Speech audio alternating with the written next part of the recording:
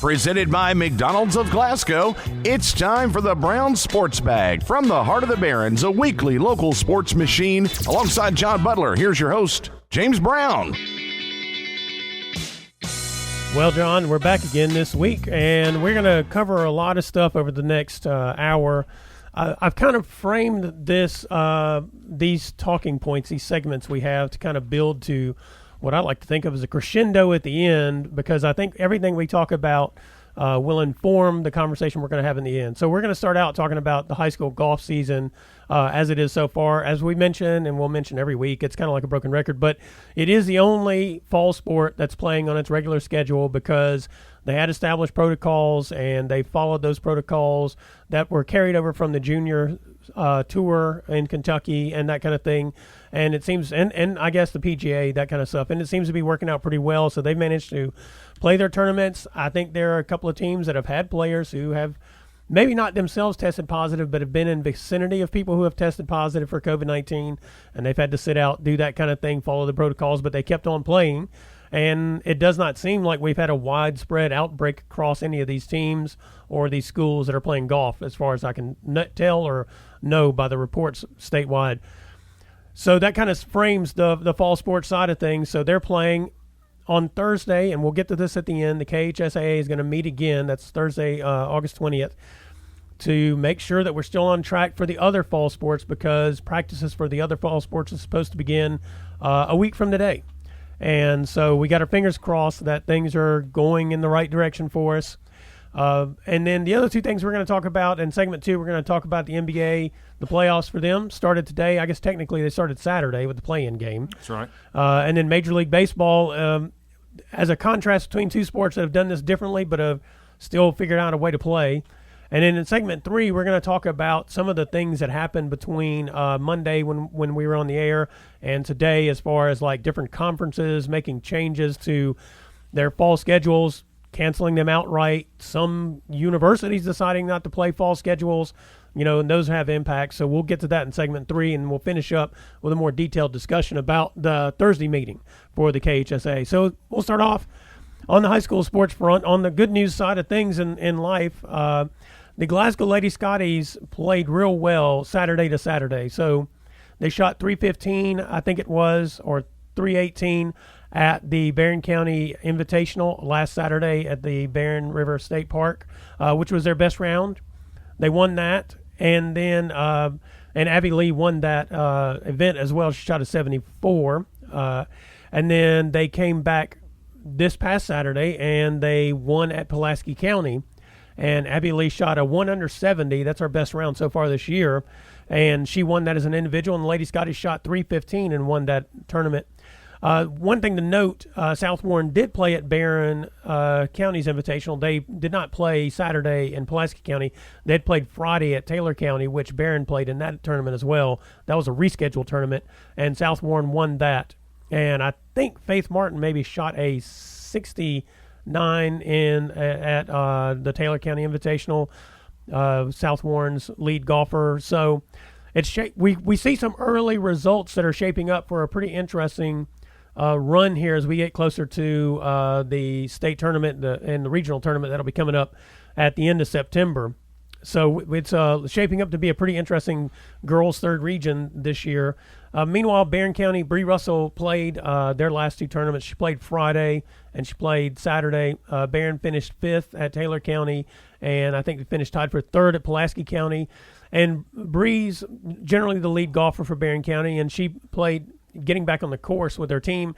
Struggled a little bit on Friday, but she played much better on Saturday. And I thought the other thing just totally was the Barron County Trojanettes as a team have been playing better since their invitational the week before, John.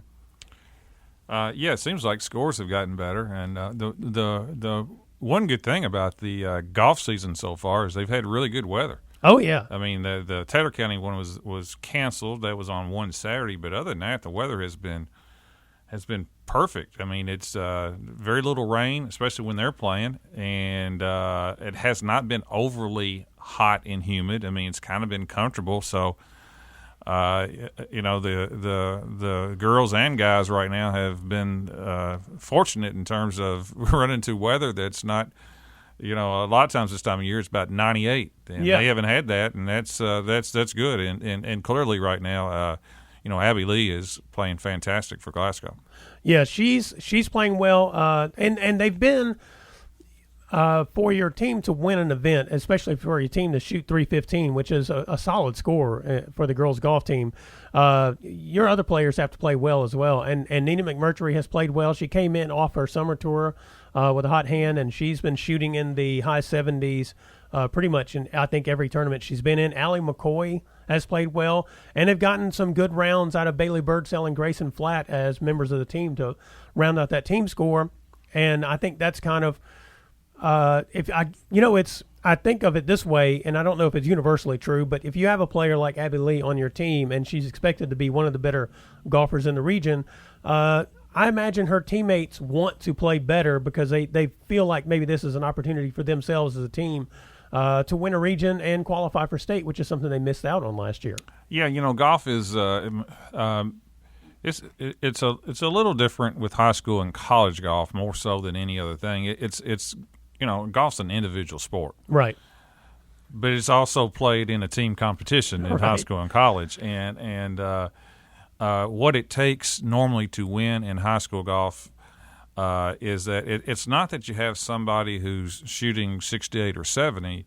It's what do your 2, 3, and 4 players shoot. Yeah, and you can win a lot of regions if your 2s, 3s, and 4s are in their high 70s and low 80s. Mm-hmm. What you can't do is you can't win if somebody shoots 68 and then you got 2 of them that are shooting 102 or 105. Yeah. You really need players that are in those 70s and 80s to have really, really good teams. And so far this year, it looks like that the early favorites right now for the region is Glasgow and South Warren. They've kind of taken turns beating each other. Mm-hmm. Barron, as you've mentioned, is played better. I think they've struggled a little bit at times, but they're getting a little bit better. You got Bree and Landry Steenberger and Taylor Gauntz and things like that, and they're just if they could get players, an occasional somebody in the 70s and then the rest of them in that 80s, mm-hmm. that would be a big factor too. And I know that's what they're trying to do. Yeah, and Bree Russell, she also qualified for state last year as an individual, and they're 2 years removed from their run of winning regional titles. The Trojanettes are, which was the team consistently. All of them were in that mid 70s to mid 80s. The whole team. Yeah, they didn't have a dominant individual. They just had a solid, consistent team score, tournament in and tournament out over those couple of years, and I think that's kind of Dwayne Withrow, the coach. He was a little displeased with the team at their own invitational, probably because it was on their home course and they didn't shoot particularly well. Bree Russell did not play in that one, but I think he had players who last year actually were playing better than they were on that particular Saturday, and I think maybe that's what he was a little bit put out by. I think he kind of said that he didn't think they were taking it very seriously or seriously enough that they could do better, and they've since then it seems like that message got through. They are playing more consistently and their scores are coming down, and Bree came back, and it kind of goes back to that. Does an individual set a tone for consistency for the other players? Like they're able to play with them, and maybe if that player is pretty serious, then everybody else is a little more serious because they're there and they are serious about it.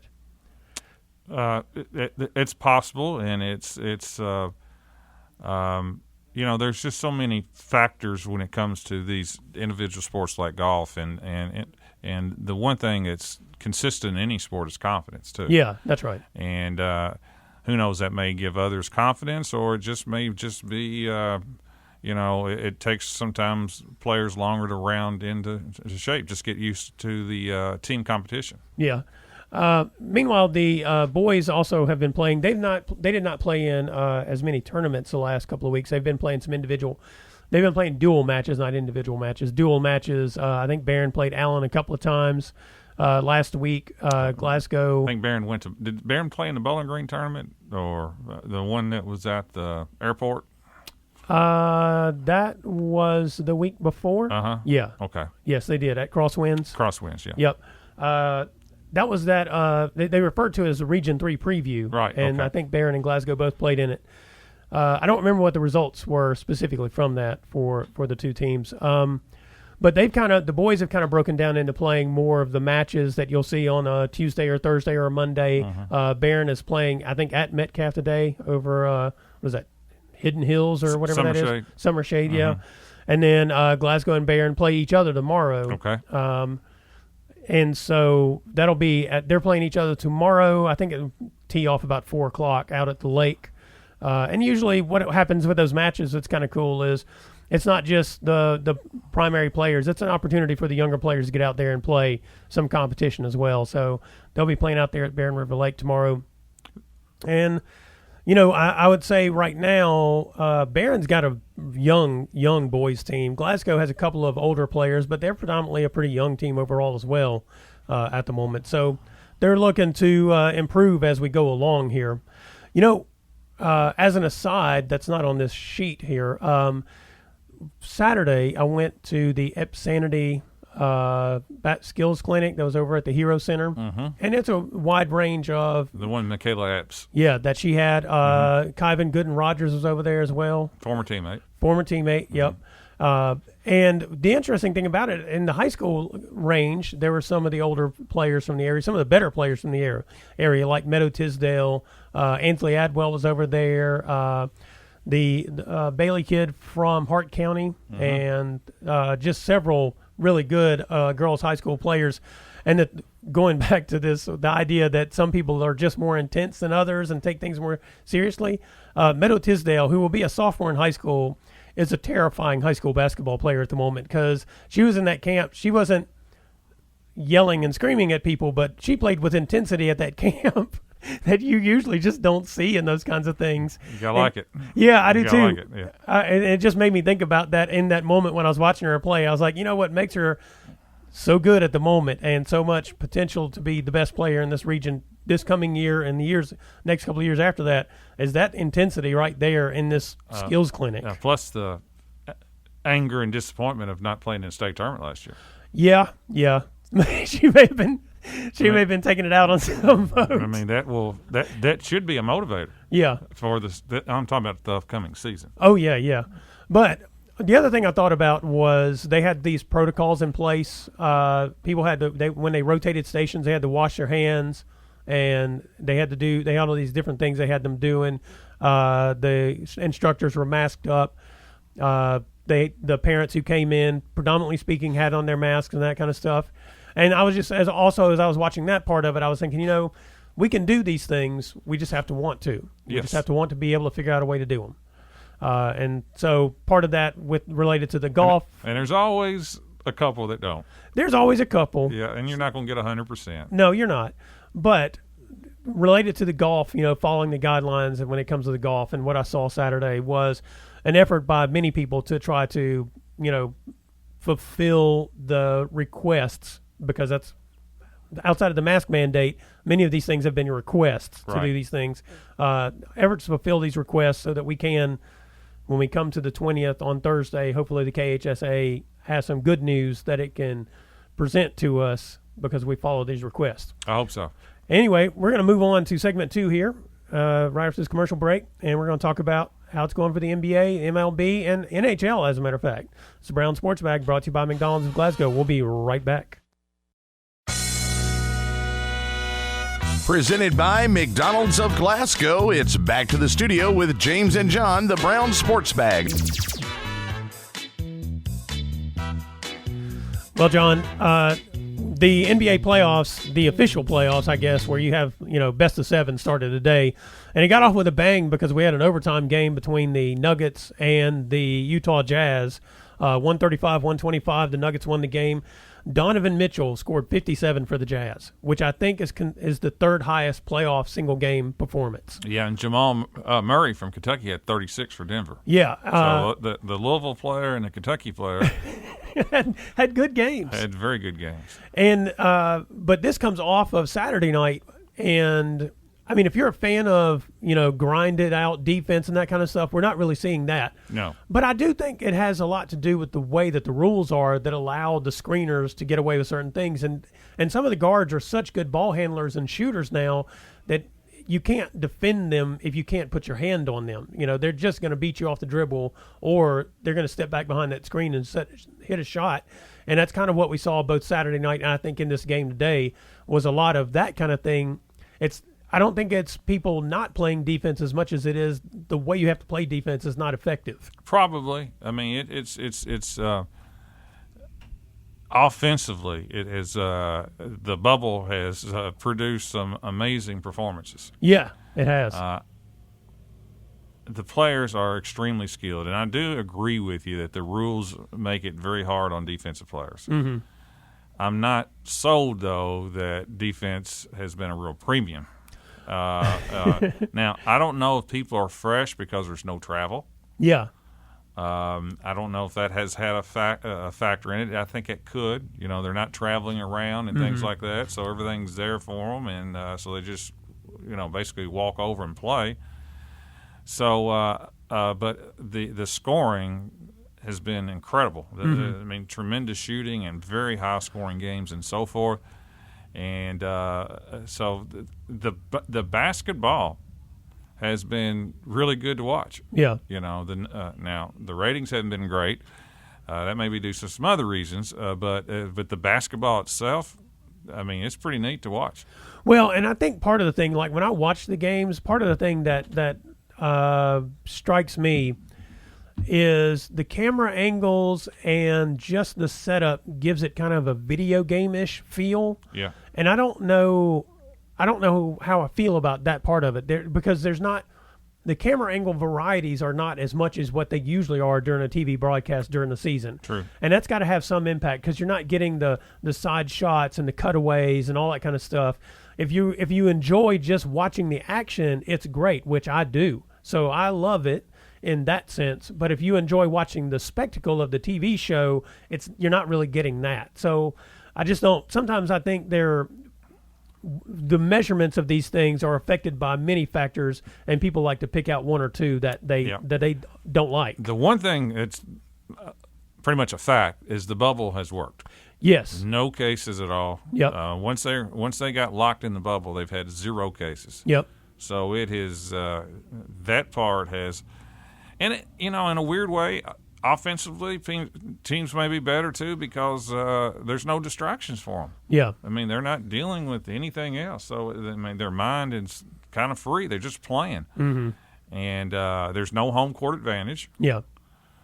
So we'll see how that impacts the playoffs as well. Will the best team just win, or how's that going to play out? But the starting games at noon is weird for the NBA. I actually on a Like Monday. this. Yeah, I mean this is like the NCAA tournament in a way. It is. It's 4 games a day this way. Yeah. They just start and run them all the way through. So it tells you a lot that Denver and Utah are playing first. That's for the network perspective. Yeah. They're not putting the Lakers first, are they? But it was. I didn't get to see the game, but I'm a big fan of Donovan Mitchell. I like who he is. I think he's a good person too. Yeah. And putting up 56 and losing kind of stinks. But, right. Now they didn't have their point guard. Yeah. Connolly left the bubble yesterday because his wife gave birth to his, I think, 3rd child. Mm-hmm. So losing your point guard for Utah is tough. And he'll probably be gone.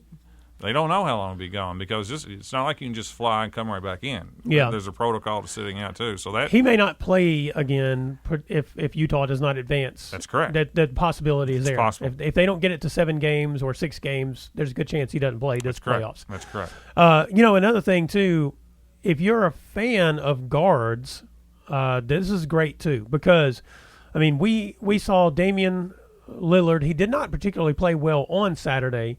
But we saw, the impact he has on the game. But Ja Morant, I mean, I know he had 8 assists and 8 turnovers. He had 3 terrible turnovers. He did in the last 2 minutes. So. It's easy to forget he's a rookie. He is a rookie. But in terms of being an explosive player, he's kind of like, I think of him if you took Steph Curry and Allen Iverson, not as good as either one of them in what they do best. But the athletic, explosive ability of Allen Iverson and the ball handling skills of Steph Curry, that's what you have. He's not as good a shooter as Steph Curry. He's got to work on that. He's got several things to work on. But, man, you can just look at him and say, as long as he plays with that motor and he gets better at the game, he's going to be really hard to deal with. And unlike Zion, he doesn't get hurt a lot. True. I mean, he plays. I know everybody was like, he's going to get hurt if he keeps playing like that, and he's like, I'm just going to keep playing like that, and we'll see how it pans out. He plays. Yeah. Zion has not convinced me at any level that he's consistently in terms of plays. Yeah. Yeah, and then also, I mean, they should have kicked the Pelicans out of the bubble the first night they were there after they didn't play him. Well, they fired their coach, and I'm puzzled on, was it because he didn't determine how much Zion played, but I wonder if they were disappointed in the team's effort. Yeah. Because they did not look real ready to play. They didn't. I mean, they really played like they didn't want to be there. That's correct. And so, and then it kind of the NBA in a lot of ways made it possible for them to play. Right. They did, didn't it? Yeah. Yeah, they wanted Zion in the bubble. Yeah. And so to get Zion in the bubble, we had to get the Wizards too. Ugh. But we also got Portland. We did get Portland. And they were kind of proof that they were given a second life, and they've taken full advantage of it. That's correct. And, I mean, the Nuggets are kind of like that too. They've been playing real well. Real quick, though, you know, the Major League Baseball, we've mentioned this every week, they didn't go the bubble route. They've gone we're going to test them, and if somebody fails the test, so to speak, then we're going to – It's a traveling bubble. It's a traveling bubble. They do have monitors now for each team. Which became an important thing. And the 2 players for the Cleveland Indians got caught sneaking out. Well, and they just sent their butt home. Yeah, I was going to say, because I'd read that some other Cleveland players were like, we're not going to play if you bring these guys back. Right. And because they betrayed our trust. And so they said, go on home. Yep. And meanwhile, though, the Reds, they had one player who did test. I guess they've done other tests over the weekend. We don't know the results of that. They're still scheduled to play tomorrow. But they had the 2 games over the weekend with the Pirates postponed. I guess they'll be made up somewhere at the back end of the schedule. Which is the course that Major League Baseball is following. You know, right. We'll just postpone the games. St. Louis finally played. Yeah, they play a doubleheader today against Cubs. Well, they played Saturday a doubleheader. It's the first game they played in 2 weeks. Yeah, and they swept the White Sox. Oh, they need the time off. Yeah, they lost the next day, but St. Louis is finally getting to play. Yeah. So if the Reds can keep it to only 1 positive, then they should be probably able to play this week. Yeah. Sometime. But the catch is, can you keep it just to 1? And I guess that's kind of the game is still scheduled for tomorrow against the Brewers, I think it is. I think so. And so, but I was reading from the guy who does the coverage of the Reds for MLB.com. You know, he's saying they were doing the testing over the weekends. They have no more results back yet. They're supposed to know more this afternoon. You know, they got their fingers crossed that it wasn't because of somebody being foolish, that you're going to have positive tests. Right. And just hopefully, you're able to isolate it enough. And I guess we'll see, and good luck to the Reds. It was funny with St. Louis. St. Louis was allowed to play in Chicago this weekend. The condition was they had to drive. So they all I forgot. They didn't drive their own car for some reason. They're so pampered. I think they all got rental cars or rental whatever, and they drove from St. Louis to Chicago to play. Yeah, I saw that. I mean, I don't have a right answer for any of this, but some of the responses and some of the answers are leading to some very humorous situations. Yeah. For adults being more or less. Now, I don't know. I think what is going to happen, though, in all seriousness, and you've already heard the rumors or whatever, is that once they go to the playoffs, I think they will be put in a bubble. Yeah. Because you cannot afford, once you're in the playoffs and World Series, for this stuff to break out. Right. I mean, because you can't just wait around. TV contracts. So I think once they get the number narrowed down for the playoffs, it could be 2 regional bubbles, or I guess you could put 8 teams in one location, maybe. I don't know. But Chicago's got 2 stadiums. New York's got 2 stadiums, things like that. So I do think they will go to the NBA bubble format at the end. And that makes sense because, and I would say after how some of this is going early on, I would say more of the players would be more willing to do this, because there's no way they can't look at their own league and look at the NBA and say, And it'd be for 3 weeks to a month. Yeah. It's not for the 4 or 5 months. I mean, give the NBA credit. I've been critical of some of the things that's happened, but they committed and they made a sacrifice to go. Mm-hmm. Some of them are going to sacrifice 4 months, 3 or 4 months. And that's a big time sacrifice, being away from family and so forth. Yeah. Baseball, I don't know. I don't think they were really willing to do that. Surely they can give up 3 weeks. Yeah, you would hope so to get the playoffs done. But yeah, I mean, it's kind of fascinating how these things are shaping up, and I guess again, these are models, as we've said before on this particular show. These are models that high school athletics can look at, and college, for that matter, to some degree, to see how it's working in one place and not working in another place, or how you can, if you choose one model or the other. And for high school and college, the bubble model is pretty much out. So the MLB model except for college, you can argue that the college campus would be your bubble. Yeah. And basketball is now starting to hear bubble for basketball. Mm-hmm. They have to play the NCAA tournament next year. Well, financially, and they could do the bubble for that. They could have 4 regional bubbles and bring those kids in for 3 weeks and do that. Yeah. I mean, don't worry about the education. We're going to talk about some of this in the next segment as it relates to the fall championships and what Emmert said for that. Right. This is Brown Sports Bag, brought to you by McDonald's of Glasgow. We'll be right back. Presented by McDonald's of Glasgow, it's back to the studio with James and John, the Brown Sports Bag. Well, John, so several conferences have made the decision that they're not going to do fall sports. We already knew about the Big Ten and the Pac-12 as Power 5 members.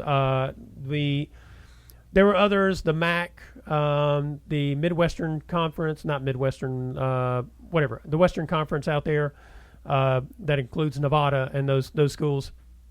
So I think those decisions, the MAC had already made the decision. I think the Midwest Conference was made after that. And the Mountain West, that's what it's called. I kept calling it the Midwest. And so those were changes. Some individual universities have decided not to do fall sports. And then I think the biggest thing that really kind of came out last week was the decision by the NCAA not to have fall championships for all sports other than football. But they don't really control the championship schedule of football. That's right. The conferences do, and bowls and that kind of stuff. That's really outside their purview as the way things are set up at the moment. So there's no cross-country championships. There's no volleyball. Right. That's what you're saying. No soccer championships. Right. So those are the ones, no golf, no fall golf sports championships. And they said because you got to have at least half of your member schools participating. Yes. And over half have canceled. Right. That's Didn't right. stop the SEC from having an SEC soccer tournament. A championship. They could do that. Conference USA could still have a championship. And I guess they could combine them too. They could. So there's some things that could be worked out that would be outside the realm of the NCAA's guidance. Right. If they want to go that route. And I'm sure some of them do and some of them don't for whatever reasons. There's a lot of logistics that work out in those kinds of things, and maybe that's one of those things that winds up on the back burner when you're trying to work out logistics of all the other things they're trying to work out. Because those fall sports are not moneymakers. That's right. So, of course, football is the focus because it is the moneymaker. One thing I wanted to do real quick, 2 things. Technically speaking, none of these sports have been canceled. They have been postponed to the spring from what I've seen on all reporting. Now, I don't know about the individual colleges that have decided not to do fall sports. I'm not sure what they are doing. But in terms of these conferences, they've postponed them to the spring, such as the SWAC, the Southwestern Athletic Conference. They've started releasing their spring football schedule. They started releasing it today, I think. Mm-hmm. And so, of course, the Big Ten did too. Yeah. And they canceled 2 days later. Right. So, so to call it canceled is kind of not correct. They've postponed the sports that usually played in the fall, if you want to put it that way. The other thing that kind of, I would say this kind of irked me, to be honest with you, is I saw these reports about red states and blue states and who's playing and who's not playing. Mm-hmm. And the reason it irked me was if you look at college football and high school football in the South, and I exclude Texas from this because it's a large state, football is important there, but on a financial level, it doesn't have the same impact across Texas as, say, it does, or in all areas of Texas as it does, say, Louisiana, Mississippi, Alabama, Georgia, North Florida, South Carolina. College football for some of these communities is like the sustainer for the whole of some of these businesses' fiscal year when you get down to the brass tacks of it. Not the institutions per se, but the businesses that are grown up which around is another issue. Which is another issue. Yeah. And that, to me, has a huge bearing, as much as anything else anybody wants to point out, on why the SEC, the ACC, Conference USA, and the Sun Belt Conference are still considering fall sports. They are predominantly in these states, and that money is huge to them. I'll just point out a place like Oxford, Mississippi. Oxford, Mississippi has the University of Mississippi in it.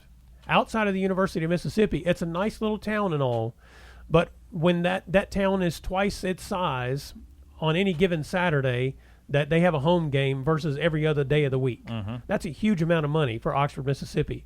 There are several other places across states in the South that are exactly like that. And I just think that people they put politics on things where really it's about money.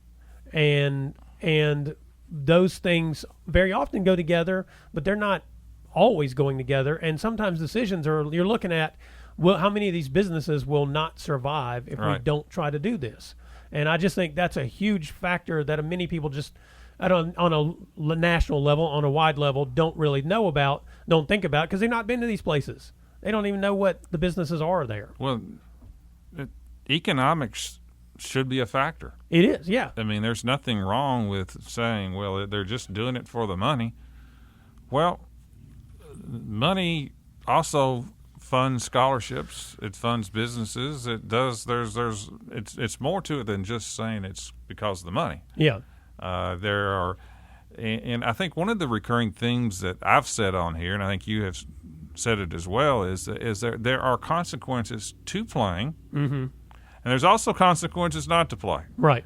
And I think sometimes people get in these lanes where, then we're just going to play regardless, or we don't need to play regardless, and there are actually specific consequences both ways. Yeah.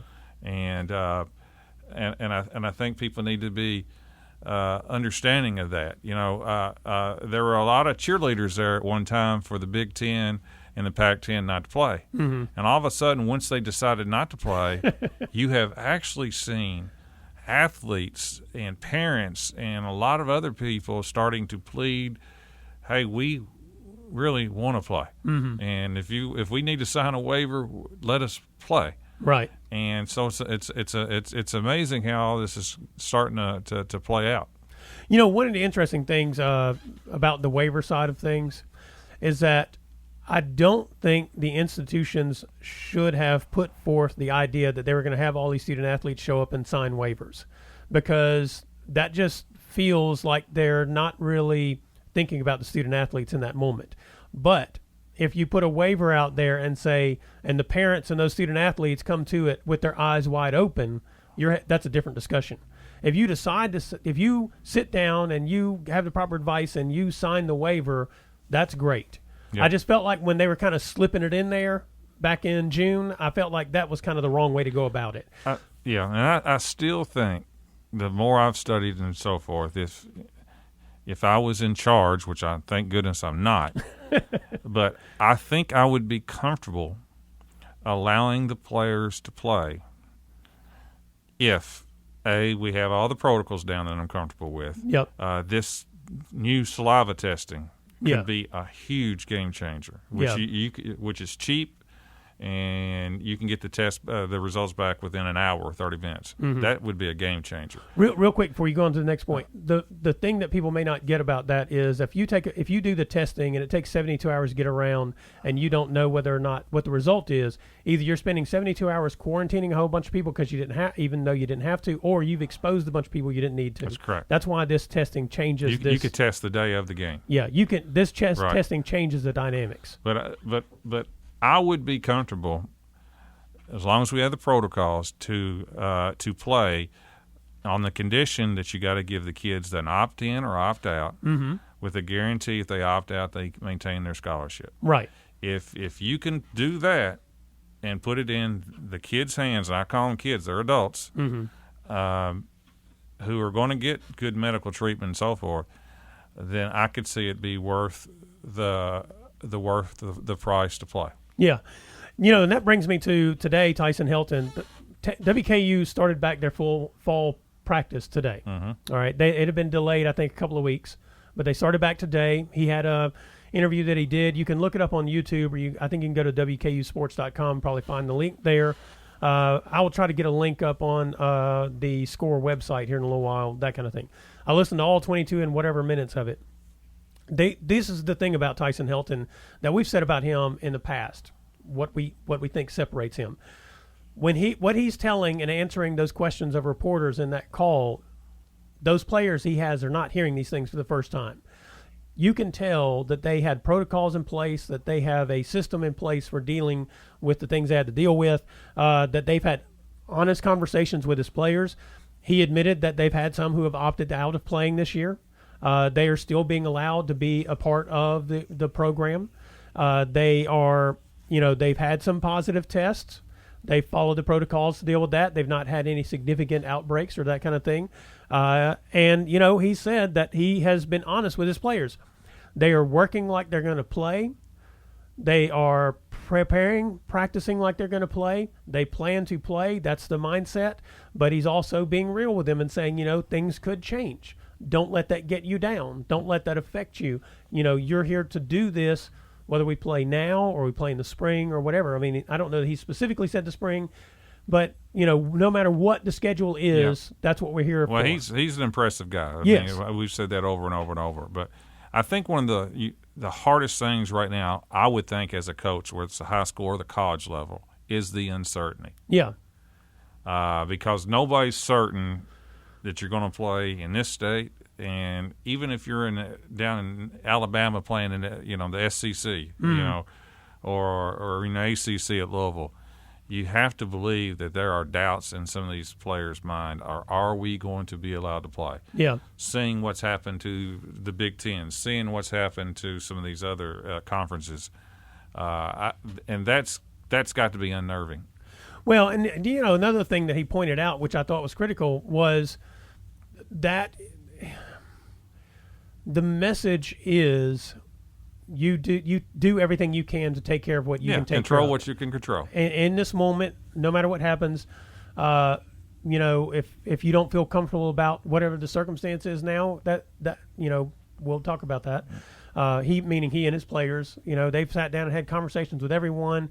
He said, they've had team meetings, they've done all these things, and that kind of is the thing to me, is the best opportunity that we have of having fall high school sports is for our coaches to take that approach. I think he's a great model, Tyson Helton is, for other coaches to follow, and I think that's good. I think that's certainly true at the high school level, and I certainly hope most of our high school coaches are being that forthright with their players and being.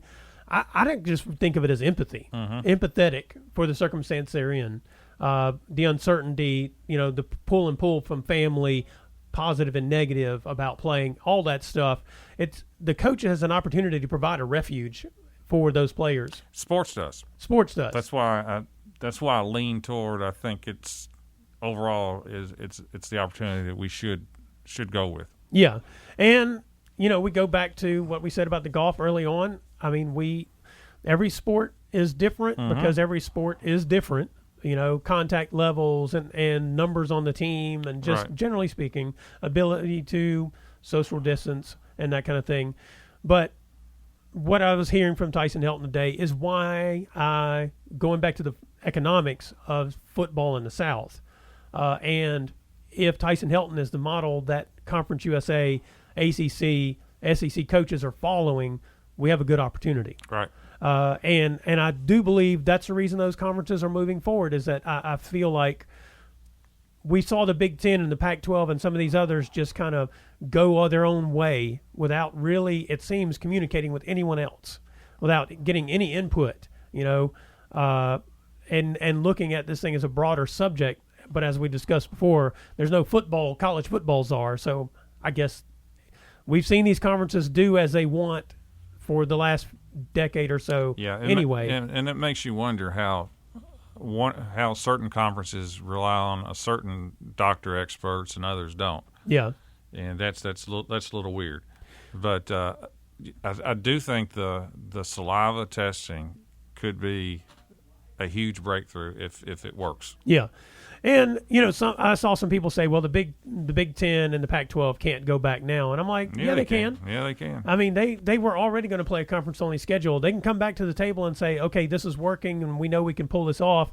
We can start September 28th instead of September 12th or whatever. Opt in or opt out. Give them a chance. Opt in or opt out. That's right. And so I think that's all a possibility. Well, this is Brown Sports Bag, brought to you by McDonald's of Glasgow. We'll be right back. Presented by McDonald's of Glasgow, it's back to the studio with James and John, the Brown Sports Bag.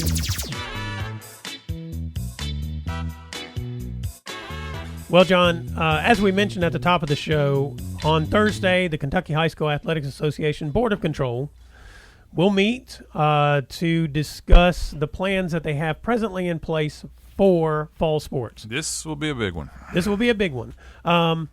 I don't think our statewide numbers have been as good as they could have been. I did see, though, that Bashir said today that the numbers, that they have plateaued over the last 3 weeks. All right. They're not gone to the negative side again yet. But he does, I think he said because of some of the way that some of the numbers were delayed in reporting this past week, that he does believe that we'll see a downward trend this week and next week. From what I was reading quickly, I don't know if that's exactly how he said it, but I think he felt more positive today than he did say last week. And that's a good sign. Now, meanwhile, though, I have read some rumblings about the Jefferson Public Schools, and I think Fayette County are perhaps thinking about Jefferson Public Schools for certain, and Fayette County, I think, was thrown in as a possibility of maybe not doing fall sports or delaying fall sports because of concerns. That won't be real popular. That will not be real popular. But that also leads me to, I think we probably have 4 areas in this state, just off the top of my head: Warren County, Jefferson County, Fayette, and then maybe it's Kenton County or Boone. One of those has had some been considered hot spots at different times over the last couple of weeks. And because of that, maybe those areas may make some different decisions about fall sports versus some other area of the state, such as Barron or whatever. And I don't know how that will factor in. We know that the athletic director for Jefferson Public Schools will be interesting to see what he says on Thursday, because he usually... I can't imagine they would do that, but maybe they will, because that would the private schools are going to play.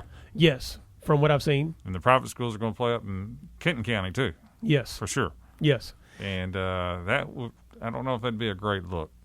Well, I just think for some areas, I'm through Warren County in there only because it has been a hot spot. I think the governor called it out last Thursday as a hot spot. They're going to play though. They're going to play, and so I've not really. The only Jefferson Public Schools is the only one where I've seen Jefferson, them pops openly discussing, how they're going to handle fall sports basically, and so that's going to be something to factor in. But I kind of believe 2 things. One is that we will go ahead and we will start practice next Monday. All right, because if so many of the school districts have said we're going to go ahead and start on the 24th. Yep. That we're going to start fall practice on the 24th as well, as scheduled at the moment. I just do also believe that the High School Athletics Association is going to seriously have to discuss what happens if we're unable to put together enough district schedules to populate a playoff system the way that it's designed to be populated. I don't know. That's going to be a thing that I don't see any school district outside of what you just unless Jefferson County does it. Yeah. I just can't imagine most school districts not offering sports. Right. Now, if they're taking if they don't have a choice, they don't have a choice. Right. If KHSAA just cancels, then there's nothing anybody can do. I just for the life of me, they're going to have enough schools. Yeah, and here's the thing. So on what I'm kind of getting at is two parts. One is, technically speaking, the KHSAA can say we're not going to have a playoff system. They can. Sort of like the NCAA said, we're not going to have a championship. I don't think they want to go there. I don't think they want to either. Mm-hmm. But I do think we are in a position where if we have teams that have infectious rates, or they have to shut down for 2 weeks, or they have to cancel things or whatever, that could, if that starts in September when the games are supposed to start September 11th for football and September the 7th for volleyball and soccer, if that happens then and it affects district schedules and they're unable to figure out a way to reschedule those games, then that may affect how the playoffs get put together. Then we're going to have coaches grumbling about who gets in and who doesn't. Well, that's okay. As long as that means we're playing. If we're grumbling about who gets in the playoffs, that means we're playing. Well, and so my point is that the KHSA can't necessarily say you can't play. Right. They can say we can't have a playoff system because we can't populate it effectively. Sort of like the NCAA fall championships.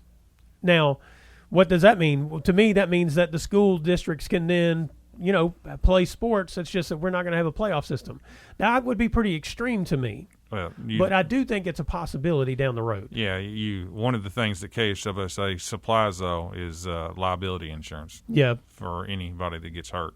So then if they said we're not going to do the liability insurance, then the school districts would have to figure out how to pick that up if they want to play. Yep. And that is the bugaboo of the whole situation. That's right. And I guess that's really what the KHSAA holds over for the fall sports. We're talking about catastrophic injury liability. Yep. And so that being the case, maybe my theory's out the window. No, I don't know. I mean, there's probably other ways. I think they're going to. My gut tells me Thursday they're going to go ahead and give the go-ahead. Yeah. I could be wrong. I mean, the governor recommended not starting schools live until late September. He never mentioned sports, and I think that you don't necessarily have to be in school and still show up in practice. I think it's okay. Right. But we'll see. I mean, I'm sure they will have a conversation with each other. But I don't think the governor wants to cancel sports. I don't think he wants to. Yeah. So I think they're going to probably give it a go right here. And the next step in giving it a go is you got to let them practice. Mm-hmm. And that means practice, not just individual drills. Yeah. And I think that's probably the next step, and we'll see where that takes it. And this goes back to at the beginning of the show talking about the golf. There have been some players who I don't know about players, but there have been players who have had family members who tested positive and they had to quarantine and do that kind of thing. Right. And the thing is that this is a year where if a player has a family member and then they have to go into a quarantine because not they tested positive, family member or whatever, that really can't be held against them in any way. Right. And they do need, they shouldn't lose their position or necessarily lose their spot on the team, whatever, because of those restrictions. And there's got to be a whole lot of, going back to what we were just saying about Tyson Helton, there's got to be a whole lot of empathy from the people who are making decisions about the individual teams, that they follow the protocols, that people don't feel pressured to participate, if they don't feel like they should, that they don't feel ostracized by their decisions, and that we do everything we can to pull this off, because in the end, it's still, we're trying to give an opportunity to children. That's correct. And that's really what this is all about. And that that's also why I think the KHSAA will go ahead and say, yeah, let's do the fall sports. We will practice. I think they'll give it a try. They will give it a try. I think it's also a lot of reason that some of these school districts, Barron around here in Warren County and Glasgow and all, have decided we're going to go ahead and go on the 24th. We're going to try to follow this plan as best we can so that we can give these children the best opportunity that we can. Does that mean on the 31st or 30th or whatever we'll still be in school or we'll be in virtual learning? I don't know. I mean, the cases that come with that will make that determination, I do believe. Yeah, we'll see. Yeah. It's like I said, Thursday's a big meeting. Right. And I believe they'll be doing 9 a.m., I think is when it gets started on their YouTube. I will follow it along. It'll be on the 104 The Score Twitter. If you want some information, we'll have a post about it on Thursday afternoon. It's the Brown Sports Bag brought to you by McDonald's of Glasgow. We'll be back next week. Thanks for listening, and be sure and join James and John once again next Monday at 4 for the Brown Sports Bag, a local weekly sports machine presented by McDonald's of Glasgow. Coming soon to your FM dial, this is Fox Sports Radio, WCDS Glasgow, AM 1230.